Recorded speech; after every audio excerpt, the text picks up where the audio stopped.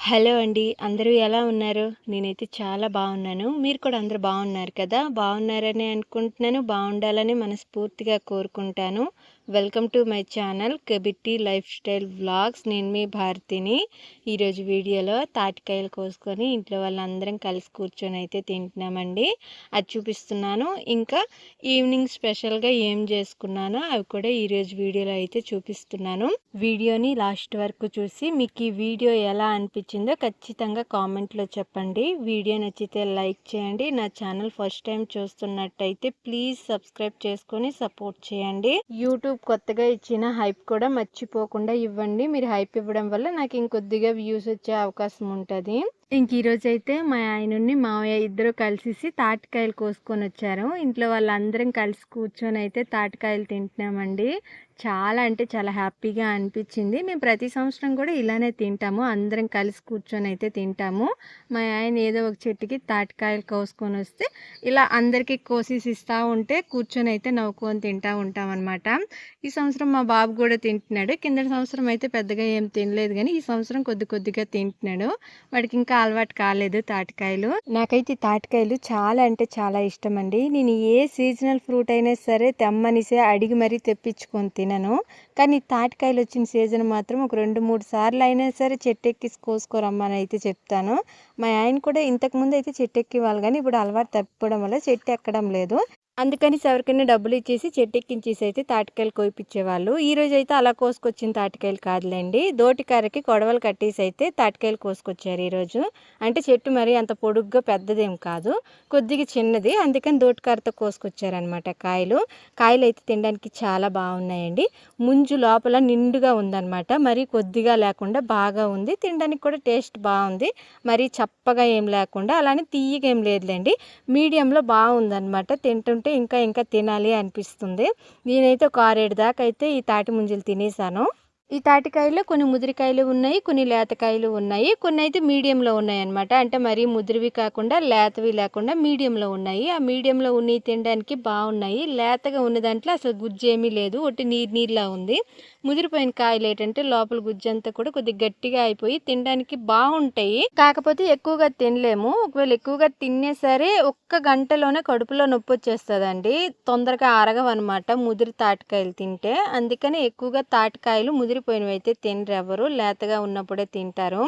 ఇక్కడ మీకు లైట్గా అప్పుడప్పుడు ముదురుతున్న కాయలు అయితే తాటికాయ నుండి ముంజులు సపరేట్గా తీసి అయితే మీకు చూపిస్తున్నాను చూడండి. ఇలా ముంజులు సపరేట్గా తీసేసి బయట అయితే అమ్ముతారు. 10 రూపాయలకి 4, 20 రూపాయలకి 10 ఇలా అయితే అమ్ముతారు బయట. అయితే ఈ తాటిపండు డైరెక్ట్గా తీసుకొని ముంజి తింటే తాటిపండు నుండేని ఆ టేస్ట్ చాలా బాగుంటుంది. అలా కాకుండా ఈ తాటిపండు నుండి ముంజి సపరేట్ చేసేసి దాని తర్వాత తింటే దాని టేస్ట్ వేరేగా ఉంటుంది. ఆ పండులోదైనా సరే తీసేసిన తర్వాత తింటే మాత్రం టేస్ట్ కొద్దిగా డిఫరెంట్గా అనిపిస్తుంది. తాటి ముంజి నుండి డైరెక్ట్గా తిన్నామనుకోండి చాలా అంటే చాలా బాగుంటుంది, ఇంకా ఎక్కువగా తినాలనిపిస్తుంది. సపరేట్ చేసి తింటే ఎక్కువగా తినలేము. 1 లేదా 2 ముంజులు లేకపోతే 4-5 ముంజులు తింటారు, అంతకుమించి తినాలనిపించదు, టేస్ట్ అనిపించదు అనమాట.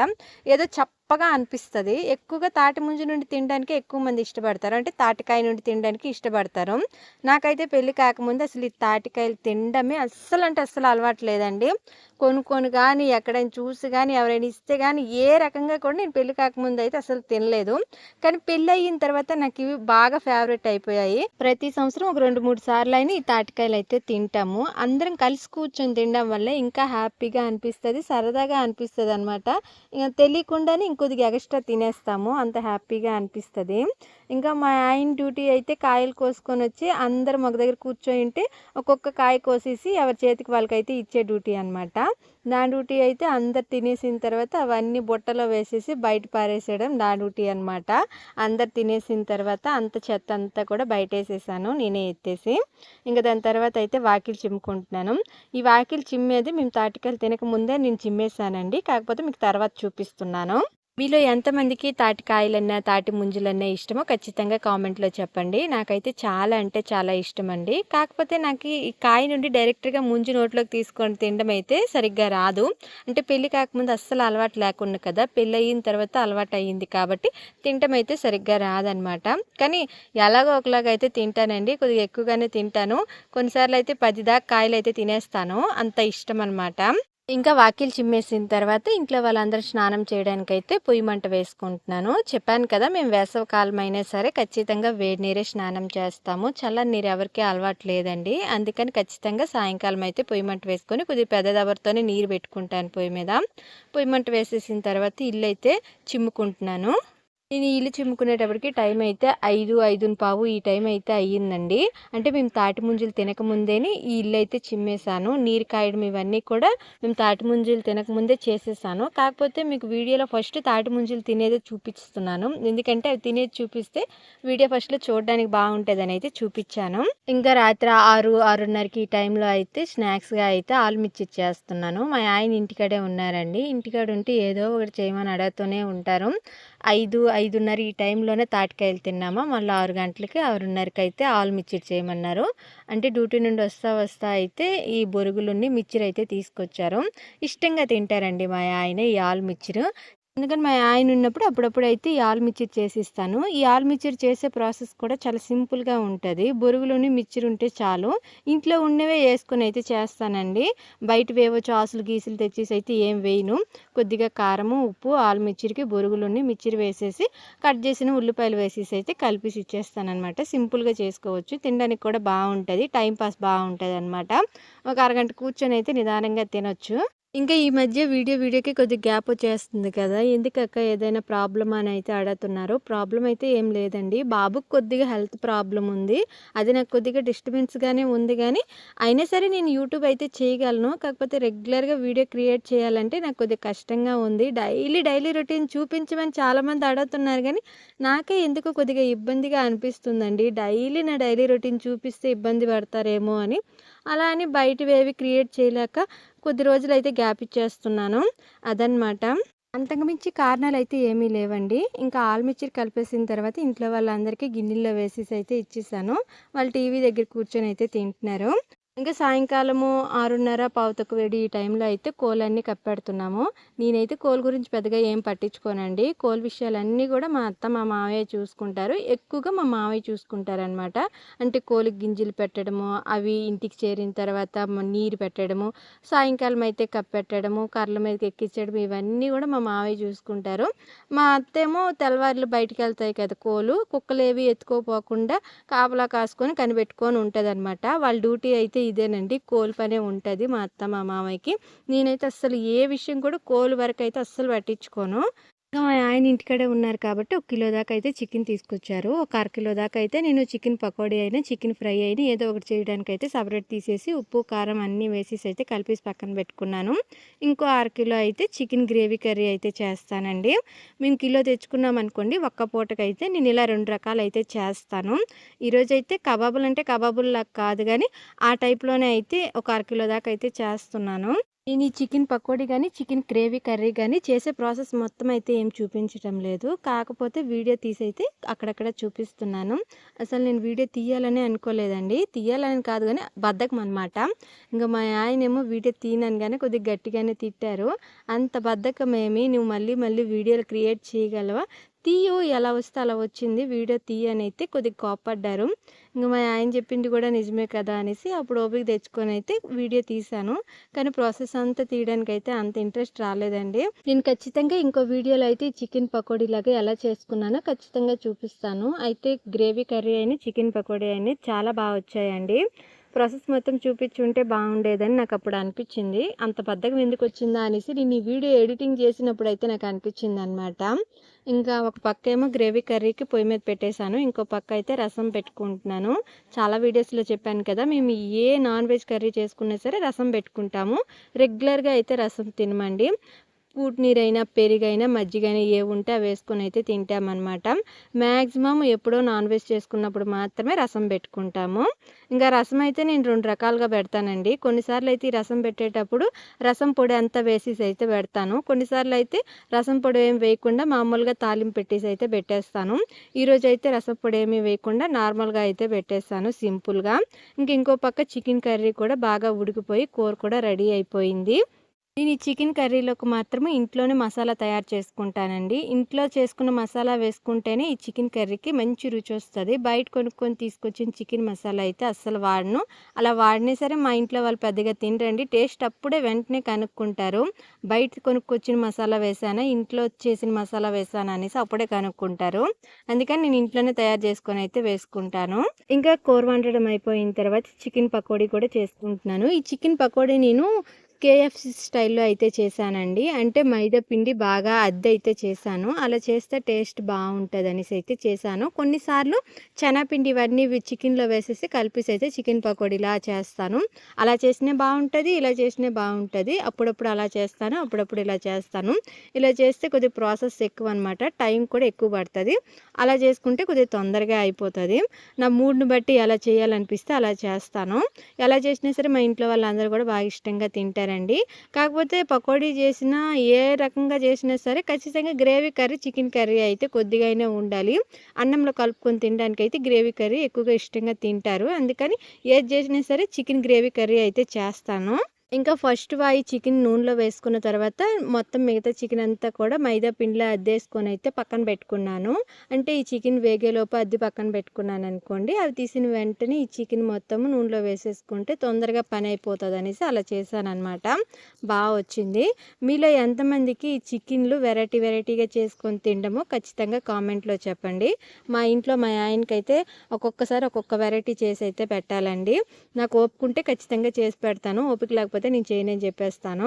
ఇంక నూనె అయితే కొద్దిగా తక్కువగానే వేసుకొని అయితే చేశానండి. మరీ ఎక్కువ నూనె వేసుకున్నా సరే మళ్ళీ దేనికి వాడుకోవడానికి నూనె పనికిరాదనేసి కొద్దిగా నూనె వేసుకొని కొద్దిగా చికెన్ వేసుకొని అయితే వేగించుకున్నాననమాట.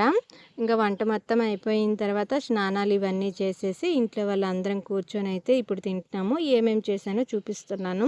వేడి వేడి అన్నము, ఇంకా చికెన్ గ్రేవీ కర్రీ చేసినప్పుడు చూపించాను కదా! కూర అయితే చాలా అంటే చాలా బాగా వచ్చింది. దాని తర్వాత చికెన్ పకోడీ. పకోడీ అంటే ఇది పకోడీ కాదు. అలా అని చికెను కేఎఫ్‌సి అంటారు కదా! అది కూడా కాదు. కొద్దిగా వెరైటీ చేశాననమాట. ఇంకా చికెన్‌లోకి నంజుకోవడానికి ఉల్లిపాయలు, రసము. రాత్రికైతే ఇలా సింపుల్‌గా చేసుకున్నాము. అందరం కలిసి కూర్చొని అయితే తింటున్నాము. చికెన్ కర్రీ ఏవైనా నాన్ వెజ్ కర్రీలు చేసుకున్నప్పుడు అందరం కలిసి ఇలా కూర్చొని అయితే తింటాము. మిగతా టైంలో అయితే ఎవరికి ఎప్పుడు ఆకలైతే అప్పుడే తినేస్తామండి. మా అత్తేమో అందరికీ చికెన్ అయితే కూర గిన్నెలో వేసి ఇచ్చేస్తుంది. నేనేమో అందరికీ ప్లేట్లలో అయితే అన్నం వేసి ఇచ్చేస్తున్నాను. నాకెందుకో కూర సరిగ్గా అందరికీ సమానంగా వేయడం అయితే రాదండి. అందుకని నాన్ వెజ్ కూర ఏదైనా సరే మా అత్తకి అందరికి వేసి ఇచ్చేయమని అయితే ఇచ్చేస్తాను. అన్నం వరకు అయితే నేను అందరికీ పెట్టేస్తాను. నేను ఇదే అన్నం పెట్టేలోపు మా అత్త అయితే అందరికీ కూర పెట్టేసి అయితే ఇచ్చేస్తుందనమాట. అదనమాట. ఇంట్లో వాళ్ళందరం ఇలా కలిసి కూర్చొని తింటే చాలా హ్యాపీగా అనిపిస్తది కదా! నాకైతే బాగా నచ్చుద్ది. కాకపోతే ప్రతిరోజు ఇలా తినము. ఇంకా మేమందరం తింటుంటే మా బాబేమో ఆడుకొని ఒక్కొక్క ముద్ద నోట్లో పెట్టుకొని అయితే తింటున్నాడు. చికెన్ వండితే మాత్రం మా బాబు అన్నం అయితే అస్సలంటే అస్సలు నోట్లో పెట్టుకోడండి. చికెన్ పూర్తిగా అయిపోయిందాక చికెన్ మాత్రమే తింటాడు. అన్నం అయితే నోట్లో పెట్టుకోడు. చాలా ఇష్టంగా చికెన్ వరకు అయితే తింటాడండి. చేపలు కూడా ఇంతకుముందు తినేవాడు కాదు గానీ ఇప్పుడైతే పర్వాలేదు. కొద్దిగా తింటున్నాడు. ఇప్పుడైతే అన్నం ఏం తినకుండా అప్పుడప్పుడు వచ్చి చికెన్ ముక్క నోట్లో పెట్టుకొని అయితే ఎళ్లి ఆడుకుంటున్నాడు. బన్నీతోనే ఆడుకుంటున్నాడండి. ఇంకా నాకు ఒకరు కామెంట్‌లో అడిగారు. ఇప్పుడు బాబుకి ఎన్ని ఇయర్స్ అయితే అడిగారు. బాబుకి ఇప్పుడైతే 4 సంవత్సరాలండి. ఇంకో 2, 3 నెలల్లో 4 పూర్తయిపోయి 5 సంవత్సరంలో అయితే అడుగు పెడతాడనమాట. ఇంకా బాబుకి వేసవి సెలవులు వచ్చేసాయి కాబట్టి ఇంటికాడే ఉంటున్నాడు. ఎంత అల్లరి చేస్తున్నాడంటే అంత అల్లరి చేస్తున్నాడండి. మా అత్తకి, నాకు, మా మావయ్యకి, మా ఆయన ఇంటికుంటే మా ఆయనకి ఎవ్వరికి కూడా అలివి కావటం లేదు. మేమందరం వాడికి కాపలా కాసినా సరే సరిపోవటం లేదనమాట. అంత అల్లరి చేస్తున్నాడు. అంటే ఒక్క దగ్గర కుదురుగా కూర్చోడండి. ఎప్పుడు ఆడతానే, గెంతతానే, ఎగరతానే, పరిగెడతానే ఏదో ఒకటి చేస్తూనే ఉంటాడు. కేవలం పడుకున్నప్పుడు మాత్రమే కదలకుండా అలా పడుకుంటాడు. మిగతా టైం అంతా అస్సలు ఖాళీ లేకుండా ఎగరతానే ఉంటాడనమాట. కుదురుగా ఒక్క నిమిషం కూడా ఒక దగ్గర కూర్చోలేడు. హెల్త్ బాగుంటే చాలా సరదాగా ఆడుకుంటాడండి. హెల్త్ బాలేపోయిందనుకోండి, ఆట తగ్గిచ్చేస్తాడు. మాటలు ఎక్కువ ఆడతాడనమాట. ఇంకా ఆడు మాట్లాడినవన్నిటికి కూడా మనం ఊగొడతా ఉండాలి. ఊగొట్టడం ఆపేసామా, ఇంక మళ్ళీ పిలిచేసి మరీ చెప్తా ఉంటాడు.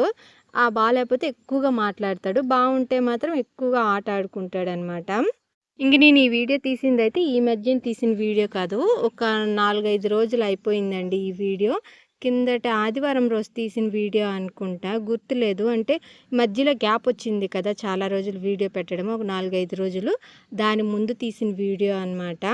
అప్పుడైతే బాబుకి హెల్త్ బాగుండండి. కాకపోతే నిన్నటి నుంచి బాబుకి బాగా హెల్త్ బాగాలేదు. కొద్దిగా ఎక్కువగా జ్వరం రావడము, నిమ్ము ఎక్కువగా చేరిపోయి, కొద్దిగా ఒళ్ళు కూడా బాగా వేడి చేసేయడం వల్ల బాగా నీరసం అయిపోయి కొద్దిగా జ్వరం అయితే వస్తుంది. అందుకని హాస్పిటల్కి అయితే తీసుకెళ్ళాను. నిన్న రాత్రి తీసుకెళ్ళాము. హాస్పిటల్లో జ్వరం కూడా 102 దాకా అయితే ఉందండి. అంత ఎక్కువగా జ్వరం అయితే ఉన్నాం. సిరప్ కూడా నేను వేసే తీసుకెళ్ళాను. అయినా సరే జ్వరం అంత ఎక్కువగా కంట్రోల్ రాలేదు. అదే సిరప్ వేసి కొద్దిగా గ్యాప్ కూడా ఎక్కువ ఉందిలేండి. నేను మధ్యాహ్నము 2, 2:30 ఈ టైంలో అయితే సిరప్ వేశాను. మేము సాయంకాలం 7 గంటలకి ఈ టయానికి అయితే హాస్పిటల్కి వెళ్ళాము. ఆ టైంలోపు మళ్ళీ జ్వరం అయితే వచ్చేసింది. ఇంకా హాస్పిటల్కి వెళ్ళిన తర్వాత కొద్దిగా మెడిసిన్ అయితే వేశారు. జ్వరం పూర్తిగా తగ్గేంత వరకు హాస్పిటల్లోనే ఉండేసి దాని తర్వాత ఇంటికి వెళ్ళండి. అంటే జ్వరం కొద్దిగా ఎక్కువగా ఉంది, పిడ్స్ వచ్చే అవకాశం ఉంటుంది, చిన్నపిల్లోడు కదా. మళ్ళీ కంగారు పడి హాస్పిటల్కి రాకుండా ఇక్కడే హాస్పిటల్లో ఒక 2, 3 గంటలు ఉండేసి పూర్తిగా జ్వరం బాగా కంట్రోల్ అయిన తర్వాత ఇంటికి వెళ్ళండి అని అయితే డాక్టర్ చెప్పారు. అందుకనేసి బాబుకు కొద్దిగా జ్వరం కంట్రోల్ అయ్యేంత వరకు అయితే హాస్పిటల్లోనే ఉందము. ఇంటికి వచ్చినప్పటికి టైం అయితే రాత్రి 10 అయిపోయిందండి. 7 గంటలకు వెళ్ళాము. మెడిసిన్ అయితే 7:30కి, 7:45కి ఈ టయానికి అయితే ఇచ్చారు. ఆ జ్వరం పూర్తిగా కంట్రోల్ అయ్యేటప్పటికి టైం అయితే రాత్రి 10 ఈ టైం అయింది. ఇంటికి వచ్చినప్పటికి ఆ టైం అయ్యింది. కంట్రోల్ అయినప్పటికి 9, 9:30 ఈ టైం అయితే అయిపోయిందనమాట. మేము హాస్పిటల్కి అయితే ఆత్మకూరు వెళ్ళాము. రాత్రి 10 అయిపోయింది కదా, చూడండి రోడ్ల మీద కూడా ఎక్కువగా జనాలు కూడా ఏమీ లేరు, చాలా తక్కువగా ఉన్నారు. ఇంక ఈ హాస్పిటల్ కూడా మాకు దగ్గర బంధువులేనండి, తెలిసిన వాళ్ళేని. ఎప్పుడు బాగాలేకపోయినా సరే ఆ హాస్పిటల్కే వెళ్తాము. ఇంక ఈ వీడియో అయితే ఇంతేనండి. వీడియో మీ అందరికీ నచ్చిందని అనుకుంటున్నాను. వీడియో నచ్చింటే లైక్ చేయండి. నా ఛానల్ ఫస్ట్ టైం చూస్తున్నట్టయితే ప్లీజ్ సబ్స్క్రైబ్ చేసుకోండి. వీడియో చాలా మంది చూస్తున్నారు కానీ చాలా తక్కువ మంది మాత్రమే లైక్ చేస్తున్నారు. మీరు లైక్ చేయడం వల్ల నా వీడియో ఇంకొద్ది మందికి రికమెండ్ అయ్యి నాకు ఇంకొద్దిగా వ్యూస్ వచ్చే అవకాశం ఉంటుంది. అంటే నేను కష్టపడిన కష్టానికి కొద్దిగానే ఫలితం వస్తుంది. ప్లీజ్ లైక్ చేయడము, హైప్ ఇవ్వడం మాత్రం అస్సలు అంటే అస్సలు మర్చిపోవద్దు. మీరు సపోర్ట్ చేస్తేనే నేను కష్టపడిన కష్టానికి కొద్దిగానే ఫలితం వస్తుంది. ఇంకా నాకు ఇంత బాగా సపోర్ట్ చేస్తున్న వాళ్ళందరికీ కూడా పేరు పేరున థ్యాంక్ యూ సో మచ్ అండి. అందరూ బాగుండాలి, అందులో నేను ఉండాలని మనస్ఫూర్తిగా కోరుకుంటాను. Thank you friends. Bye bye.